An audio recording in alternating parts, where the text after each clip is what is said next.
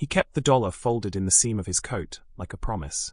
You learn to fold things small when you have nothing but small things left. A threadbare mattress where the damp comes through, a thermos with a lid that never quite fits, a blanket that smells like other people's winters. You learn to fold hope, so it doesn't blow away. He had learned to fold a dollar, tuck it into the world where it would wait for use. People called him Sam. Some called him Old Man. Some called him Sir in the strangest, surprised way when he managed to meet their eyes. He had been many names in his life before the city honed him down to the corner where he slept. Engineer, husband, father. Life had been a shelf of simple things. A steady job, a child who learned to whistle on command, a dog that kept watch. Then the layoffs, then the bills, then the word default, like a lock closing. One bad winter after another, and a man who had once checked bolts and blueprints became someone who checked trash cans for apples. That evening the rain found the city the way it always did, with an honest persistence. Street lamps turned the slick sidewalks to a strip of liquid gold. Office workers with umbrellas hurried past, briefcases like protective shells. In the bay outside the subway entrance, under the flicker of the awning, Sam sat on an overturned crate and watched everything move. He had the dollar in his hand because someone, an old woman half asleep on a bench, had handed him spare change that day. She'd said, "Keep it, son, keep something for yourself." He'd tossed the coins into the tin. One bill fluttered and caught in his palm, and he'd folded it like a secret, feeling for the first time in months the small warmth of being the kind of person who could give. She came like an interruption to the city's rhythm. A woman in her late 20s, hair damp, cheeks hollow from crying, standing with a paper bag of damp grocery receipt and a phone clutched in one hand. For a second Sam thought she might be another late-night worker missing the last bus. But then she sat on the step of the subway, pulled her knees up, and began to weep in a way that made the people passing by pretend not to hear. Sam watched her fold her face into her hands. He watched her fingers tremble, counted the way she looked at the escalator, at the station kiosk where a fare machine blinked electric blue. She pulled her phone out and tapped the screen, 3 times, then 3 times more. Her thumbs moved like someone running out of patience with a city that never gave a break. He unfolded his dollar once to check its creases. The bill was clean enough that even the rain couldn't make it look like a victim. He had been holding on to it, because hope is an expensive thing. Now, watching the woman through the rain, something in him remembered the little girl he'd once held when both of them had a fever and no money for medicine. He remembered his own example, a father teaching small hands to fold paper cranes. That memory came as a sharp, tender ache. Sam stood, shouldered the wet coat, and shuffled closer. "You okay?" he asked, not because she needed the question answered, but because the city seemed to have forgotten to ask it. She looked up, flushed, face streaked with tears. For a moment she saw him not as a man on a crate, but as a stranger, eyes wary, mouth tight. Then she saw the way his hands trembled as he held something that might be important to him, and the fierceness with which he was choosing to use it. "I don't have bus fare," she said, voice small. Sam heard a dozen answers in himself. None of them reasonable, none of them safe. The city taught you caution. He had been cautious for too long. He remembered how you once felt when someone else's bread was warm. You gave. He reached into his coat, unfolded the bill, and held it out with both hands. "Take this," he said. "For the fare." Her eyes widened. She glanced around as if expecting a camera, a charity pitch, a hidden test. People had tested her limits all week. Her landlord had called. Her interview had been cancelled. Her son's daycare had a late fee. She thought of all the ways to say no politely and walk through them. She thought of all the reasons to take the money and run like a thief and not look back. Then she looked at his face. Not weak, not pleading, just plain and honest. She took the dollar. "Thank you," she whispered, like it was a promise. "It's all right," he said, and then, even as she rose and hurried to the machine, Sam felt something shift, a small soft thing inside him that he had folded away being stirred. He watched her go down the stairs into the heat ventilation and felt that old geometry of kindness move. When she stepped back into the night with 2 coins clattering in her change pocket and a bus receipt in her hand, she had made a decision that would change 2 lives. She should have boarded the bus and disappeared into the anonymity of the city's night, because that was the reasonable thing. Instead, she stood for a beat on the curb and turned. Sam, hood still up, hands tucked around his small warmth, met her eyes like 2 strangers deciding whether they ought to take a risk on each other. She crossed back and sat down beside him on the overturned crate. The city's noise rose like the sea. "My name's Claire," she said. I'm trying to find a shelter for my mother." The words fell clumsy out of her mouth. "She's sick, and I was just supposed to get the last of the forms done." Sam listened. He asked a few small questions, things that anchored the conversation. Where was her mother? What kind of sickness? Had she tried the clinic with sliding scale fees? She had tried everything and failed everywhere. That's when you learn the real cruelty.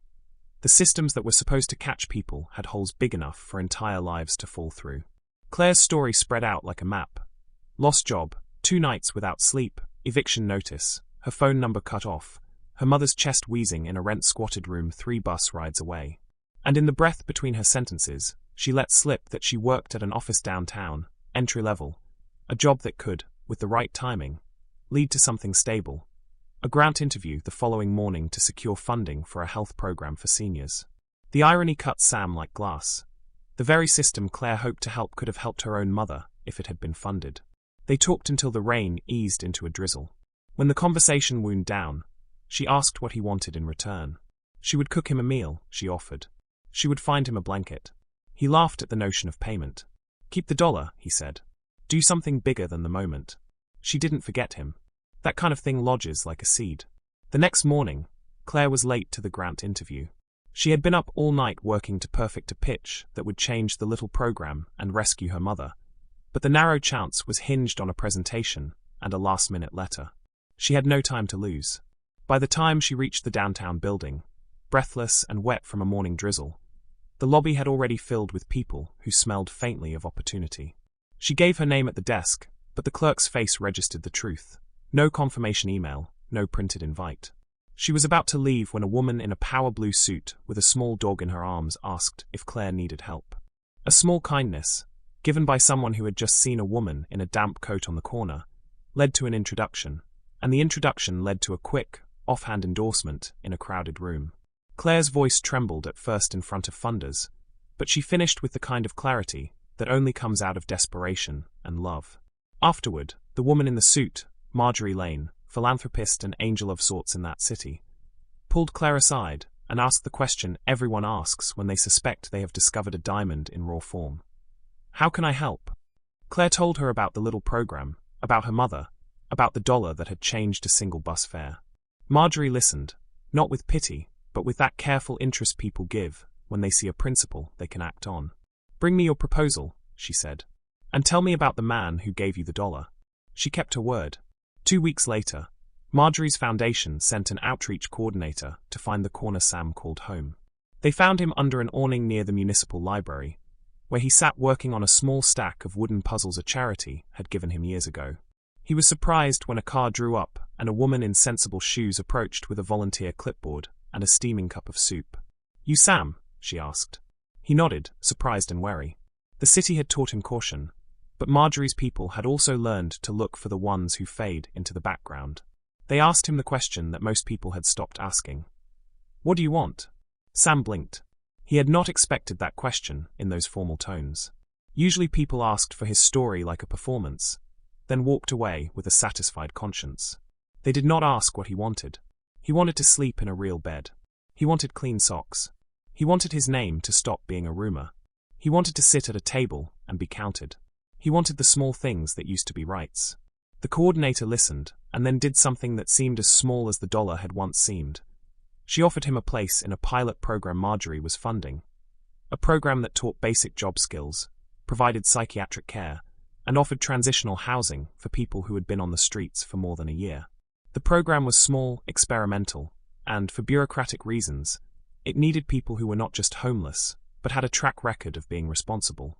They'd visit, check in. They could not promise miracles, but they could promise a bed, a case manager, and a path.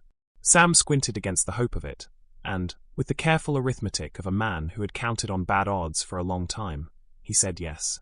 Meanwhile, Claire, who had been quietly doing 100 small heroic things, from reading the grant terms in the hours she could scrape together, to introducing case managers to the right community clinics, used her new link to Marjorie as leverage. She was scrappy.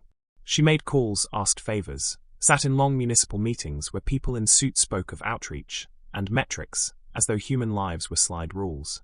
She volunteered to be a liaison between Sam and the program because she had a living debt to Sam, and in truth, She had found she wanted to be the kind of person who kept promises.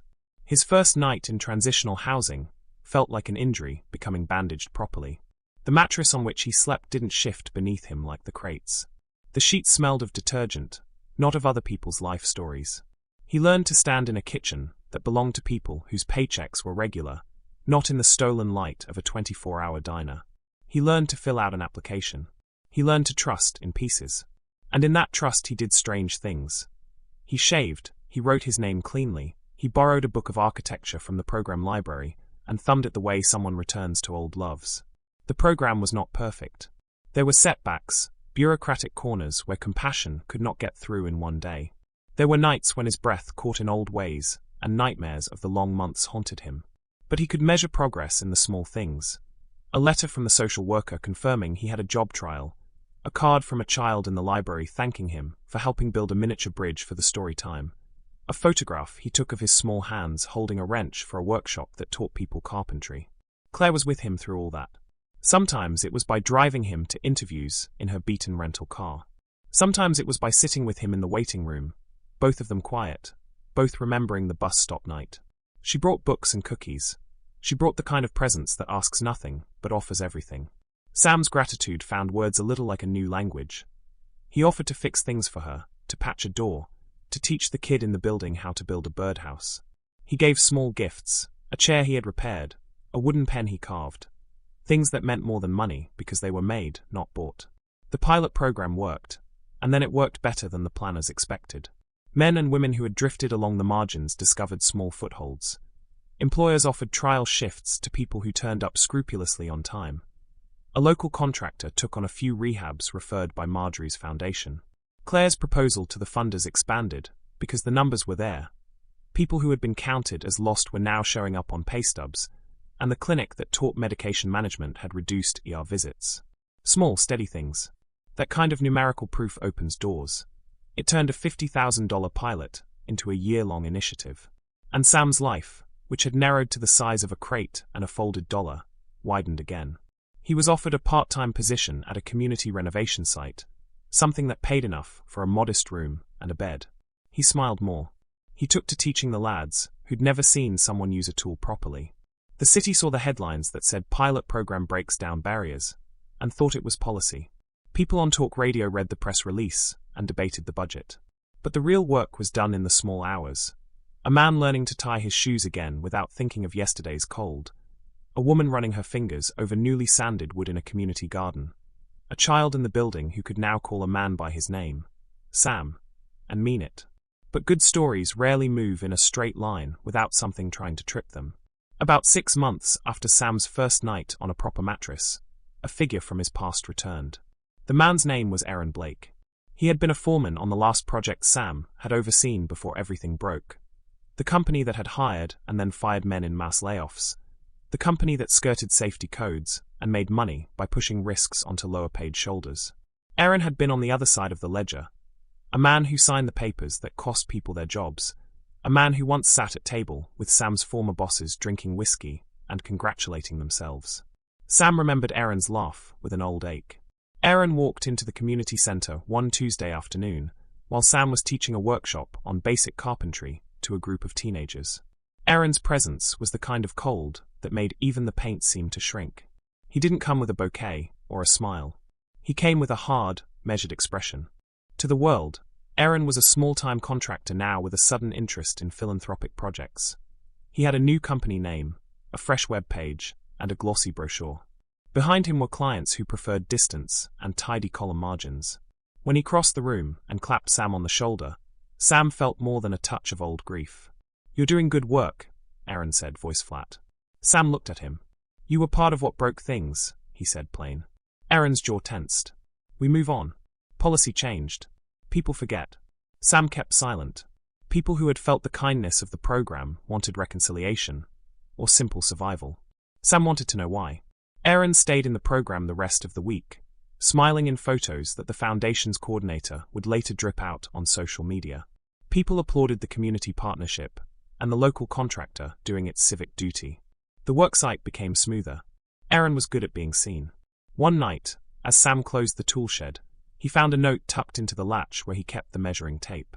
It said, in a handwriting he recognized with a strange, doubling pain, "We need to talk.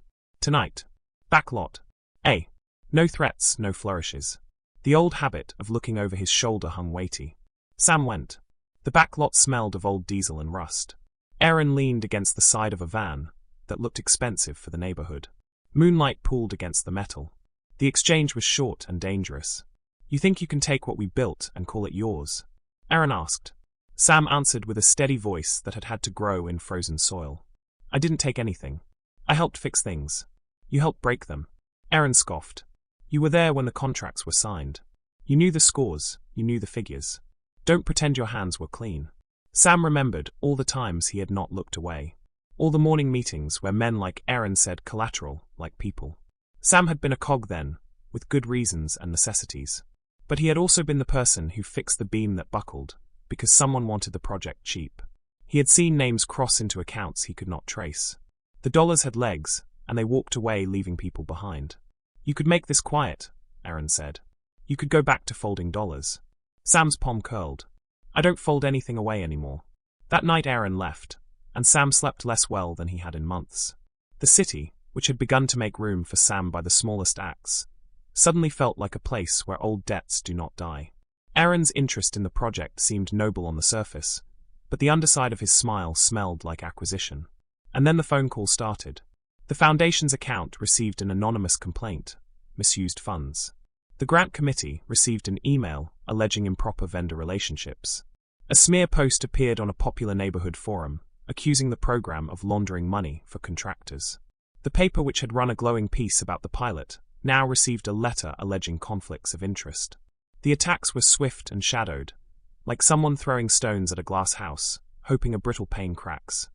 Claire received the first email while she was at a community meeting, her cheeks flushed with the kind of anger that comes when a lie touches something she loves. She read the complaint and felt sickness twist in her stomach. She thought of Sam's careful hands, and the nights he had given up warming in benches to teach teenagers how to measure and cut. She thought of Marjorie sitting quietly, the small dog gently snoring at her feet, and how she had told Claire, "People will try to take what we have. Don't let them." She did not let them. Not at first. They fought the accusations with documents and ledgers, and 3 more donors who vouched for the work. They called in audits. They put every transaction on the table. For a while the battle was numbers and nerves. People said we have to keep going, and they did. The program was resilient and stubborn and human. But the attacks escalated. A reporter called with questions that smelled like hunting. How did a program grow so fast? Who are your vendors? Was there nepotism? A taped conversation surfaced that suggested the program had a contractor who liked to hire his cousins. The boss who had once signed Sam's last paycheck got a byline in an opinion piece calling the initiative naive, dangerous, and ripe for exploitation. Sam felt the weight of attention like a new winter. It rustled the boards of their repaired site. He felt anxious nights stretch into days. He would awake imagining 2 worlds.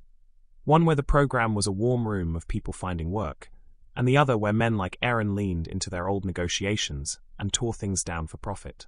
Now Sam was not just a survivor holding a folded dollar. He was a name on a press release. He was the face donors saw in marketing shots.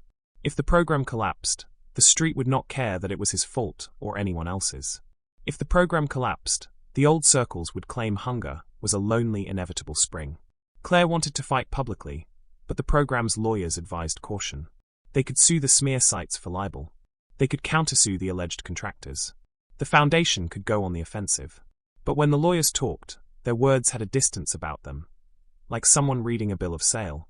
And Claire started to understand that sometimes justice is not a truth that suits the powerful.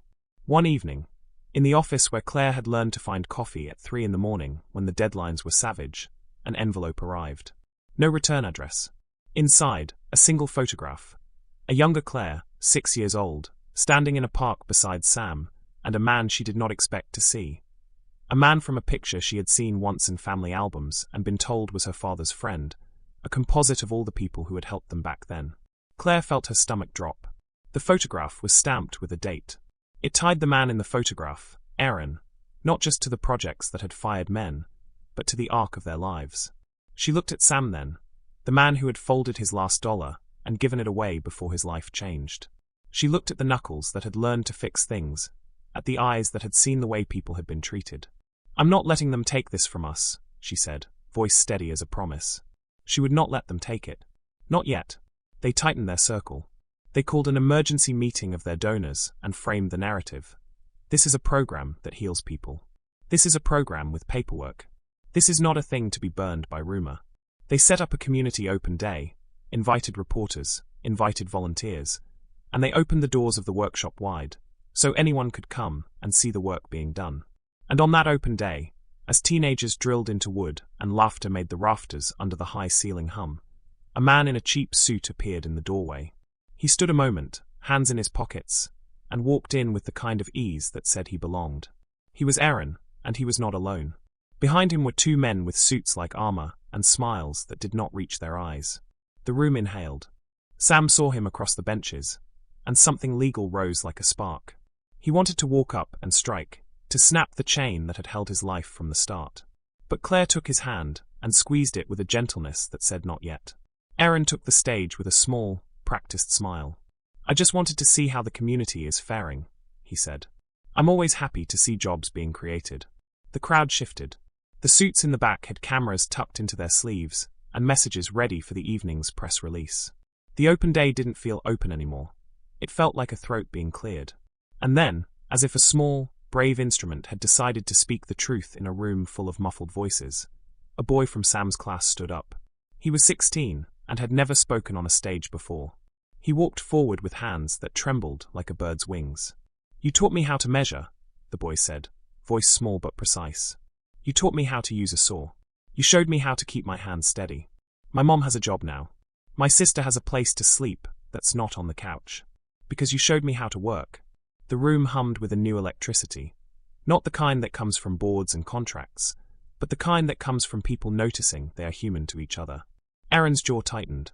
He had come to look like the man who could rescue a community's PR image. He did not like the inconvenient facts of children who knew the names of their mentors.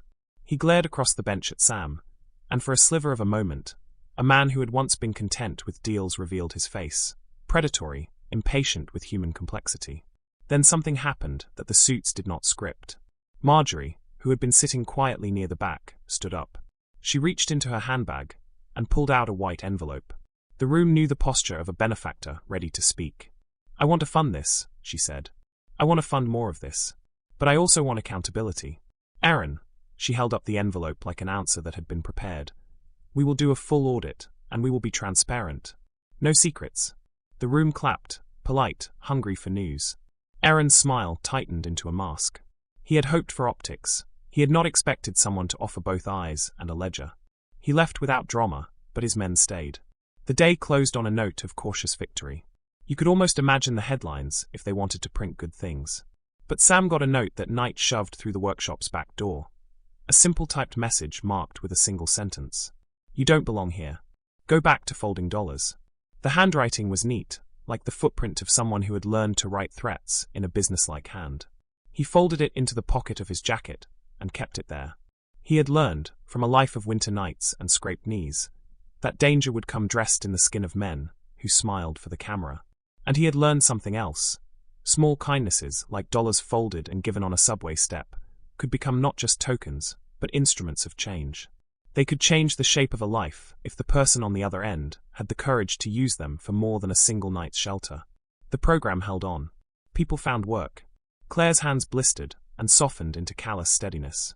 Sam taught dozens of boys how to measure and how not to be afraid of the slow work of building. The city began to notice in complicated ways, because change like that is noisy with laughter and with the quiet discipline of people who show up. But the note was a reminder. It was the reason Sam slept with one eye open, the reason Claire took other streets sometimes. It was the reason they planned more carefully. One grey dawn, as Sam wandered to the lot to check the toolboxes before the day crew arrived, he found another envelope tucked beneath the bench. This one had no words, only a photograph. In it were two things he had never expected to see together. His first son's face, very young, standing in a garden that belonged to a home his wife had once spoken of, and his own younger hands, younger and not yet ruined, holding a spade. And underneath, in a neat typed line, "You were warned." The city held its breath for a second. Sam picked up the note, folded it into his jacket, and walked toward the place where kids were waiting for him to show them how to saw a straight line. Because there are two kinds of brave. The kind that gives $1 to a woman on a subway step, and the kind that takes that small, gentle act and makes it a road wide enough for others to walk upon. He kept walking. That evening the radio hummed with a caller who claimed to have inside knowledge of a contractor ring that pressured foundations and bought off auditors. The voice promised names. A new anchor on the morning show read a file aloud with a tone that made the paper sound like a grenade. And in Sam's mail bin at the workshop, a new envelope arrived. This one heavy, and stamped with a seal he recognized. It wasn't Aaron's handwriting. It was the handwriting of someone with a public face and private papers. Someone with the power to crush the entire program with one press release. If you believed a single dollar could change things, you weren't wrong. But the story is just warming up. If you want to see how one small kindness sparks a fight that pits community against power, subscribe now. Because part 2 will take you inside the battle. Don't miss what comes next. The envelope sat on the workshop table like it had weight beyond paper. Sam stared at it while the morning light filtered through cracked blinds, striping the wood with pale gold.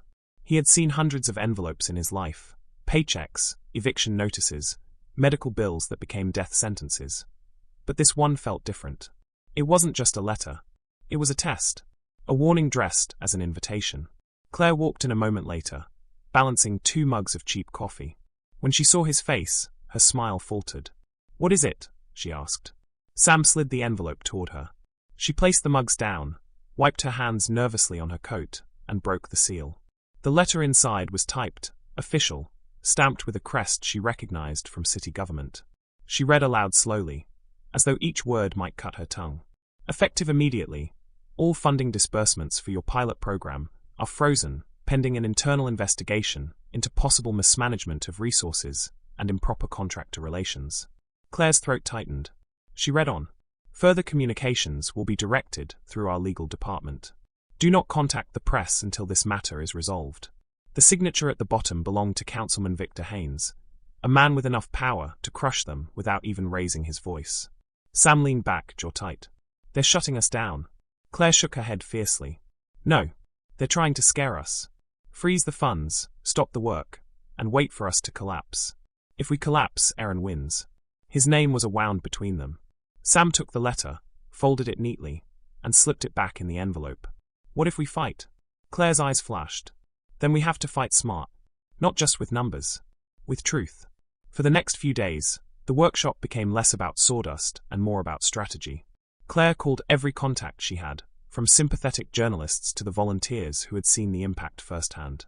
She compiled testimonies, receipts, photographs, letters from parents and kids whose lives had shifted because of the program.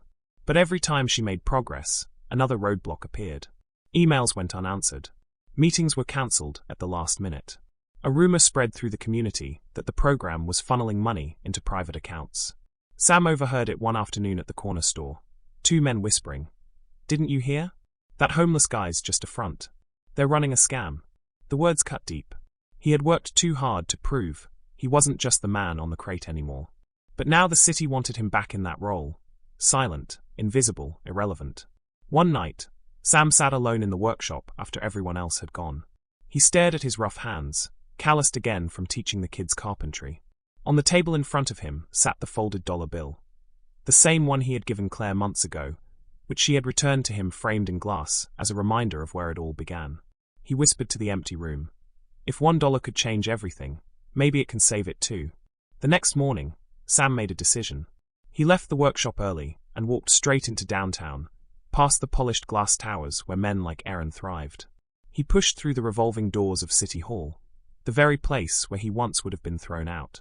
Now he stood in line at the clerk's office, clutching the envelope. When it was his turn, he asked to see Councilman Haynes. The receptionist laughed without humor. Do you have an appointment? No, Sam said, his voice steady. But he'll want to see me. The receptionist raised an eyebrow. And why's that? Sam leaned forward. Because I know the truth about Aaron Blake. That sentence was a gamble. But it worked. 10 minutes later, Sam was ushered into a waiting room lined with leather chairs and framed photographs of ribbon cuttings and handshakes. Councilman Haynes entered briskly, his suit pressed, his expression cool. You've got 5 minutes, Haynes said. Sam met his gaze. You froze our funding. Haynes shrugged. If there are allegations, I can't ignore them. And if those allegations were planted? Sam asked. Haynes raised an eyebrow. By whom? Aaron Blake. The councilman gave a dry laugh. Blake's a respected contractor. He's got ties all over the city. Why would I take your word over his? Sam reached into his coat and pulled out the photograph Claire had shown him. The one of her as a child standing in the park, with Aaron in the background. He slid it across the table. Because he's not what he says he is. And because if you ignore this, you're helping cover it up. Haynes picked up the photo, studied it, and frowned. For the first time, his mask slipped. Where did you get this? Doesn't matter, Sam said. What matters is the truth. He's been running scams for years. Cutting corners, buying influence, ruining lives. I lost everything because of him. Now he's trying to take this program down because it's the one thing he can't control. Haynes was silent for a long moment. Then he leaned back, steepled his fingers, and said, You don't know how deep this goes. If you push, you'll get crushed. Sam's jaw tightened. Then let them try. I've already been crushed once. I'm not afraid anymore. Haynes studied him. Then, almost reluctantly, he said, If you want to fight this, you'll need evidence. Real evidence. Paper trails. Witnesses. Can you get that? Sam thought of Claire, of the kids in the workshop, of the mothers who finally had jobs, of the nights spent fixing what was broken. He nodded slowly. Yes. Haynes sighed, tucking the photo into his desk drawer. Then you'd better move fast. Because Aaron won't wait for you to win. He'll come at you harder than ever. Sam walked out of City Hall with a new fire in his chest. For the first time, he realized this wasn't just about survival anymore. This was war. That night, he told Claire everything. She listened, her face pale but determined. If Haynes is willing to look the other way, maybe we can turn this into leverage. But we need proof. Then we dig, Sam said. We find everything Aaron's buried. And we show the city who he really is. For weeks, they worked in secret. Claire tapped into her office connections, pulling records, invoices, old contracts. Sam reached out to former workers who had been hurt by Aaron's shortcuts. Men with scars on their bodies and stories to tell. Slowly, a pattern emerged. Illegal deals, kickbacks, bribes. The puzzle was ugly, but it fit together. One evening, while sifting through a stack of old receipts in the workshop, Claire found it. The missing piece. A ledger, half-burned, rescued from a trash bin by a former employee who had kept it out of spite. It contained names, dates, and transactions tying Aaron directly to fraudulent accounts. This is it, Claire whispered. This is what we need. But as she held the ledger in her hands, the workshop door creaked open. A shadow fell across the room. Sam turned. Aaron stood in the doorway, his smile thin as a blade. Funny thing about secrets, he said softly. They never stay buried. The ledger slipped from Claire's trembling fingers. Aaron stepped closer. You think you can fight me with scraps of paper? I own this city. People like you? You don't win. You fold. Sam stepped forward, his body a shield. Not this time. Aaron's eyes narrowed.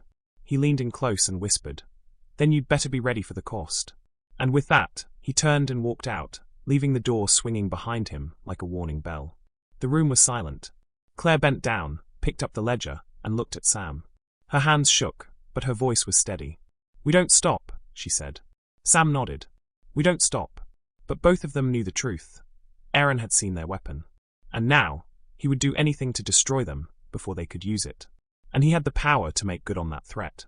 The next morning, when Sam arrived at the workshop, the door was smashed open. The shelves overturned. The ledger was gone. And scrawled across the wall in black spray paint were 4 chilling words. This ends with you. If you thought the first dollar changed everything, wait until you see the price of standing up to power. The war for truth is just beginning. And what happens next will leave you breathless. Subscribe now so you don't miss next. The spray paint on the wall seemed to burn through the workshop air. This ends with you. Sam froze in the doorway, his breath caught in his chest. Every overturned chair, every shattered piece of wood felt like a piece of his dream breaking. His sanctuary, the place that had grown from nothing but one act of kindness, was now desecrated. Claire arrived moments later, carrying folders under her arm. She stopped short when she saw the destruction. The folders slipped from her grasp, papers fluttering across the broken floor. No, she whispered. Sam clenched his fists. He took the ledger. Claire shook her head, kneeling to gather the scattered papers. No, he didn't just take it. He wanted us to know he took it. He wanted us to be afraid. Sam picked up a broken piece of wood, ran his thumb along the jagged edge, then dropped it. I'm not afraid of him. But he was lying to himself. He wasn't afraid for him. He was afraid for Claire. For the kids. For everyone who had found hope in this place. 2 days later, the headlines appeared. Community program tied to fraudulent activity. Questions surround leaders. Sam sat at the corner table of the diner with the newspaper spread out in front of him. His photograph, the one they always used from when he had been homeless, was on the front page. His face dirty, his eyes hollow. Next to it was Claire's professional portrait, smiling, polished.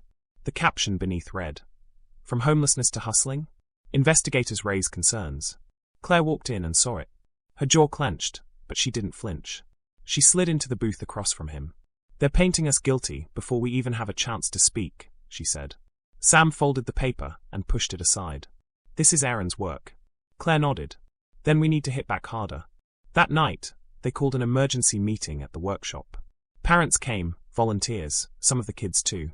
Everyone crowded into the dimly lit space, whispering anxiously about the rumors. Claire stood at the front, her voice steady. "You've all seen the news. You've heard the lies. But you know the truth. This program has never been about money. It's about people. About dignity. About second chances." Murmurs of agreement rippled through the room. Sam stepped forward. "Aaron Blake is trying to destroy this program. He wants us gone because we prove something he can't control. That power doesn't come from money. It comes from standing together. But if we let fear win, then he wins. I won't let that happen. Will you?" The room erupted in voices. "No. We're with you. We fight." For the first time in days, hope flickered again. But the hope was fragile. The next morning, police cars pulled up outside the workshop. Officers entered with a warrant. Sam and Claire stood side by side as they searched every drawer, every box. They found nothing, but that didn't matter. The damage was done. Neighbors watched from the street, whispering. The kids looked terrified. One officer leaned close to Sam as they left and said quietly, "You're being set up. Watch your back." That night, Claire showed up at Sam's apartment with a USB drive in her hand. Her face was pale, her eyes wide with something between fear and determination. "I found something," she whispered. Sam closed the door behind her. "What is it?" She plugged the drive into his old laptop. A folder opened, filled with scanned documents and photographs. Bank statements. Offshore accounts. Contracts signed with ghost companies. Claire pointed to one. "This proves Aaron funneled city money into his private accounts. Millions. If this gets out, he's finished." Sam leaned in, his eyes scanning the numbers. "Where did you get this?" "I can't say," Claire said. "If I tell you, they'll go after them too. Just trust me. This is real." Sam sat back, exhaling. "This is it. This is how we end him." But even as he said it, the walls seemed to close in. If Aaron knew they had this, he wouldn't just try to ruin them. He'd try to erase them. 2 days later, Claire arranged a meeting with an investigative journalist she trusted. They agreed to meet in a quiet coffee shop on the edge of town. Sam didn't like it. "What if it's a trap?" Claire shook her head. "She's legit. I've worked with her before. She's our chance." Sam insisted on going with her. The coffee shop was nearly empty when they arrived. The journalist sat at a corner table, her laptop open, her eyes sharp. She looked up as they approached. "Claire," she said, shaking her hand. "And you must be Sam." They sat down. Claire slid the USB drive across the table. "This is everything. Proof of fraud. Proof Aaron Blake has been stealing from the city for years." The journalist plugged it in, her eyes widening as she scrolled through the files. "This is massive. If this holds up, it could bring down half the council. Not just Blake." Sam leaned forward. "Then publish it. Expose him." The journalist hesitated.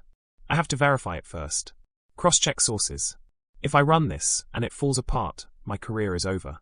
But if it's solid," she looked up at them. "He's finished." Claire nodded. "Do whatever you have to do. Just don't let him bury this." The journalist promised to be in touch.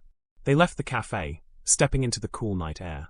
But as they crossed the street, Sam felt the hairs on the back of his neck stand up. He turned, and saw a black SUV parked at the corner, its windows tinted, engine idling. The SUV pulled away slowly as they watched. Claire grabbed his arm. "He knows." Sam's voice was low, fierce. "Then we move faster." 2 nights later, the journalist called. Her voice was tense, urgent. "I verified everything. It's real. But I need to meet you again, in person. There's more to this than just Blake." They agreed to meet at her office the next morning. But she never showed up. Her office was empty, her desk cleared, her phone disconnected. It was as if she had vanished overnight. Sam and Claire sat in the dark workshop, the silence between them heavy. "She's gone," Claire whispered. Sam's jaw tightened. "No." She was silenced. Claire buried her face in her hands. "What do we do now?" Sam stood slowly, his shadow stretching across the broken floor. "We do what they fear most. We take the truth to the people ourselves." But as he said it, his phone buzzed. A text message. He opened it and froze. It was a photo. Claire, walking home, unaware of the camera. The caption below. "She pays first." The phone slipped from his hands. Claire looked up, her face pale. "What is it?" Sam couldn't speak. He just handed her the phone. Her eyes widened. "No." For the first time, Sam felt the true weight of Erin's warning.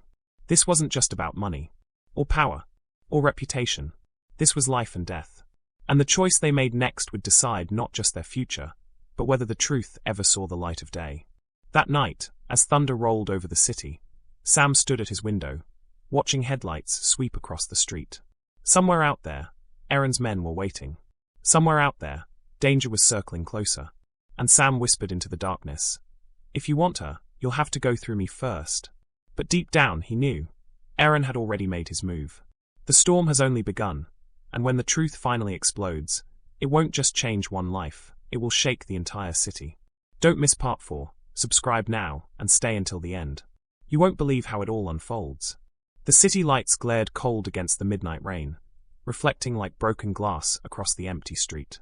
Jacob stood there, his ragged coat clinging to his shoulders, his face drawn with exhaustion, yet alive with something far deeper. Hope. For days, weeks, months, his life had been nothing but survival. A torn blanket, a park bench, scraps of food from dumpsters. But tonight, everything seemed different. Because for the first time, someone had noticed him. Someone had cared. That someone was Rebecca. She had been the woman rushing past him days ago, her heels clicking against the pavement, her perfume slicing through the stench of the city's gutters. She was untouchable, a woman born into money and power. But when she'd stopped, when she had seen him shivering in the cold, she had done the unthinkable. She had asked for help. $1. That was all Jacob had given her. A crumpled, worthless bill. To him, it was a meal. To her, it was change. But she had looked at him with a strange expression. Pity, respect, something else entirely, and walked away. And now, here she was again. But this time, she wasn't alone. A black car pulled up beside Jacob, its engine purring like a predator. Rebecca stepped out in a long coat, her face veiled by shadows. Behind her were men in tailored suits, their eyes sharp, their movements precise. They looked like bodyguards, or executioners. Jacob stiffened. He wasn't sure whether to run or stay. Rebecca spoke softly, her voice slicing through the rain. "Jacob, you gave me something when I had nothing. Now, I've come to return the favor." The men opened the car's trunk. Inside wasn't just food or clothes, it was money. Bundles of it. More than Jacob had ever seen in his life. His knees nearly buckled at the sight. But Rebecca's tone changed. "There's a condition." The air grew colder.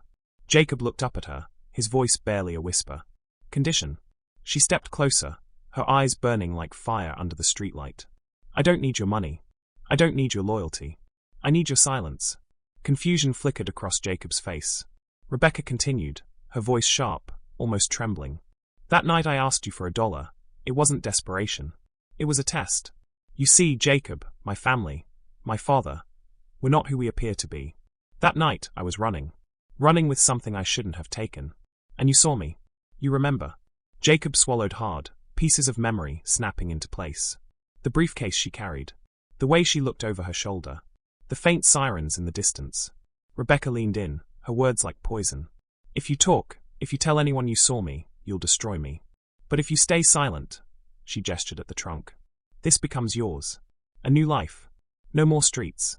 No more hunger." Jacob's heart pounded. It was everything he had ever dreamed of. Shelter. Dignity. Freedom. But at what cost? One of the suited men closed the trunk halfway, the sound echoing like a coffin lid. His expression was hard, unblinking. Rebecca's final words struck like a hammer. "You gave me $1. Now I give you a choice. Your silence for your salvation. Speak, and you won't live to regret it." The rain poured harder, washing the city in shadows. Jacob's breath trembled as he looked between the money and Rebecca's eyes. And then, he smiled faintly. I don't need your money. The bodyguard stiffened. Rebecca's face darkened. Jacob's voice grew steadier, stronger. I gave you that $1 because it was all I had. Not because I wanted anything back. I may be homeless, but I'm not for sale. The words hung in the air like thunder. Rebecca's face twisted with fury and fear. For a moment, the masks dropped. The powerful, elegant woman was gone. What stood before Jacob was something darker, desperate, dangerous. Her whisper was ice. Then you've signed your death. The bodyguards moved. Jacob turned, his heart pounding, and ran into the rain-soaked alley. The footsteps thundered after him. The city roared alive with danger. He didn't know where he was going, only that he had made his choice. But as he vanished into the storm, one thing became clear. His story wasn't over. It was just beginning. Because sometimes, the poorest man in the world carries the richest truth. And sometimes, that truth is worth more than life itself. The rain swallowed him, the night closing in, but his voice echoed in silence. I can't be bought. And those words would soon shake an empire. Jacob disappears into the storm, hunted, carrying nothing but the truth. The question hangs heavy. Will he survive long enough to expose Rebecca's secret? Or will the world bury him first? If you thought this was shocking, wait until you see what comes next. Because Jacob's choice doesn't just change his life. It changes the city. And trust me, the ending will leave you breathless. So subscribe right now, because you don't want to miss what happens when the hunter becomes the hunted.